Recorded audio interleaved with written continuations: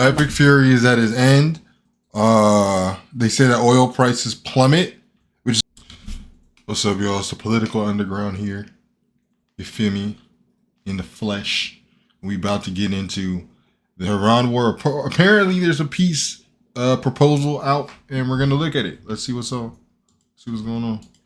A deal to end the war with Iran's regime appears to be coming together. News of a potential one-page agreement. President Trump is now touting great progress in the push for peace. And the punch of positivity is already having a fast effect. Oil prices have fallen below $100 a barrel. Markets are soaring right now. My team may pop that up as I'm talking about it. But it's impressive how quickly that response was. And those oil prices will eventually hit gasoline on the market. I mean, all of this is positive. Let's see how long this holds. Iran is expected to respond within hours, so that deadline on them is tight. I'm Harris Faulkner. You are in the Faulkner Focus. President Trump posted this on his Truth Social earlier this morning. Assuming Iran agrees to give what has been agreed to, which is, perhaps, a big assumption, the already legendary Epic Fury will be at an end. Okay, so Epic Fury is at his end. They say that oil prices plummet, which is a very good thing. Very good news. I told you guys that he was gonna have to end it, and apparently he ended it. So let's go, bruh. Let's go. Highly effective blockade will allow the Hormuz Strait to be open to all, including Iran. If they don't agree, the bombing starts. And the blockade will remain in full force and effect. I don't understand why he's still not taking, bombing off the table. It's kind of crazy. I don't understand why he's not taking bombing off the table. He just doesn't do it. It's just weird. I feel like he should just, I don't know. I feel like, I think we just need to, you feel me? Project Freedom, the movement of ships through the Strait of Hormuz, will be paused for a short period of time. Secretary of State Rubio with this on the military phase of the war. He said this late yesterday. Their missile launching capability has been substantially degraded, and their industrial base, their defense industrial base. The missile capability has been degraded, which is, I don't know, man. That's a very good thing, especially if you're trying to be diplomatic now. Is to destroy their resources to make sure that when you do be diplomatic, they're coming from a place of necessity. So honestly, I don't know, man. It seems like a pretty good thing on our end. I mean, yeah. Has been severely damaged. So their ability to build a shield behind which they could hide their nuclear program was wiped out.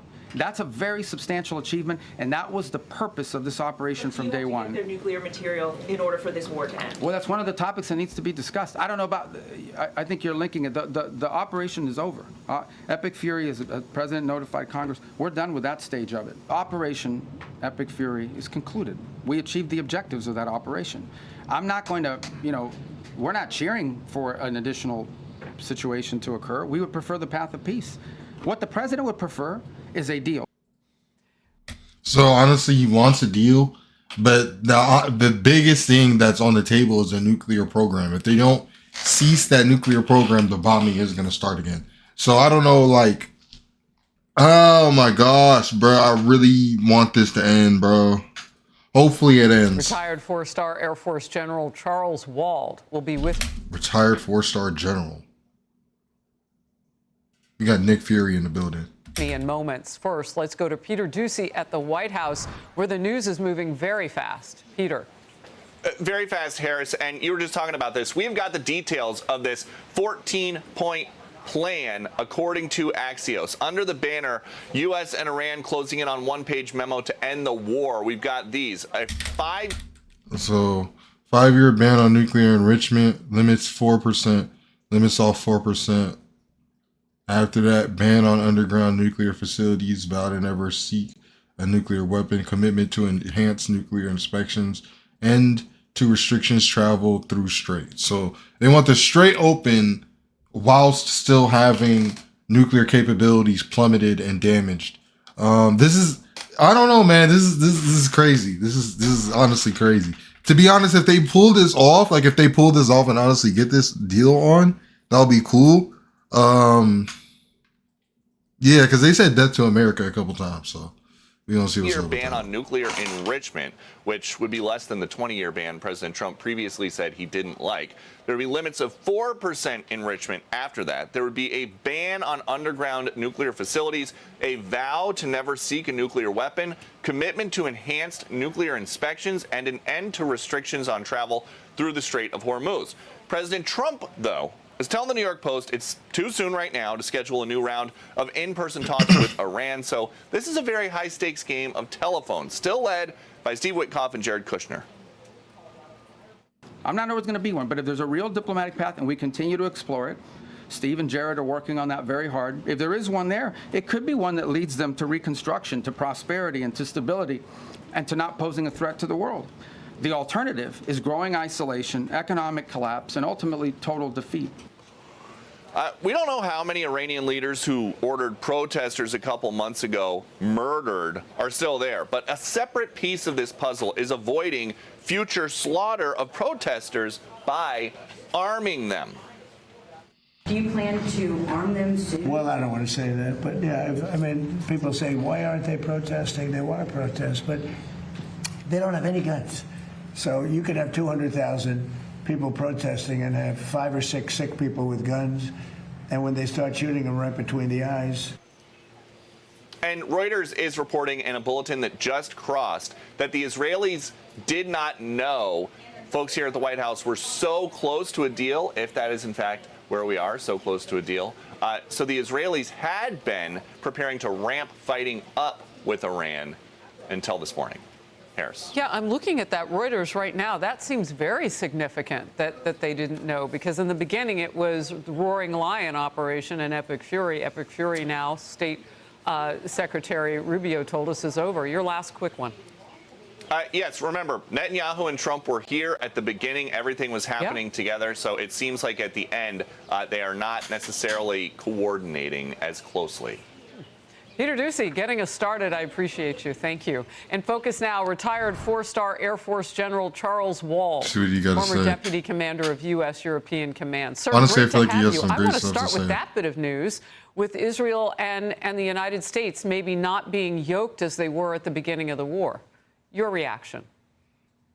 I'd be pretty surprised if the Israelis and the United States aren't in pretty much lockstep. I mean, you hear things in public, but there's a lot of discussion going on.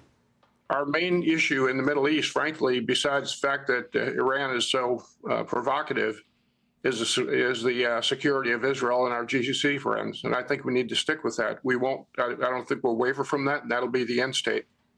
Look, it feels like, and we'll set just aside what happened today for a second. When Secretary of State Marco Rubio said that Operation Epic Fury yesterday was over, we could get a sense, and that's why you saw reporters really leaning in with questions on that, that perhaps something was on the horizon, and now word of a one-page deal. I want to get your direct thoughts on the strategy that has gotten us here in the last 24 hours.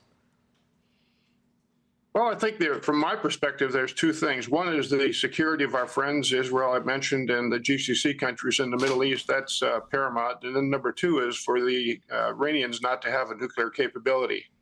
They're associated, but they're somewhat separate. And I think both of those are objectives of the United States. I mean, we will never let, I thought Secretary Rubio did a super job yesterday, matter of fact.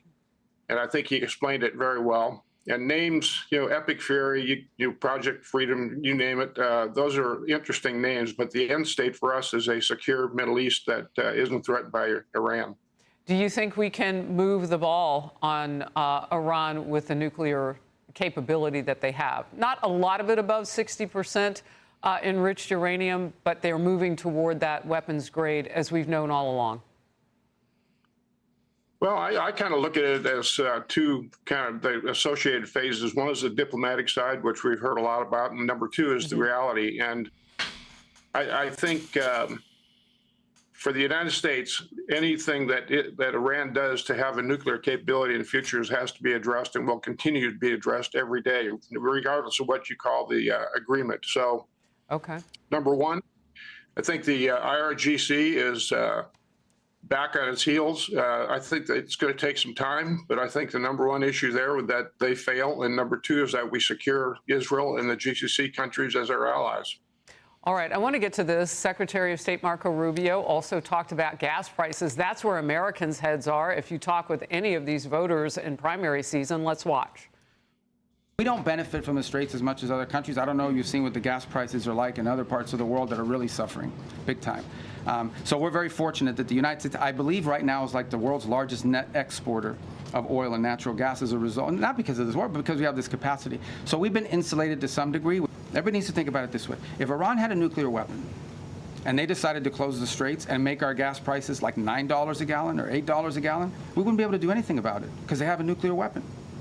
And a nuclear-armed Iran could do whatever the hell they want. How is today different? So that's like the main problem, is that if they closed the strait with a nuclear weapon, we wouldn't be able to do anything. Like you literally can't do anything, and that just wouldn't be sustainable over a long period of time. It just wouldn't make any type of sense. I don't think today is any different. Which is honestly kind of crazy. I don't get it, bro. I don't get why we got into this in the first place, because we did bomb the shit out of them. So I don't know why we did that. And bro, oh my gosh, bro.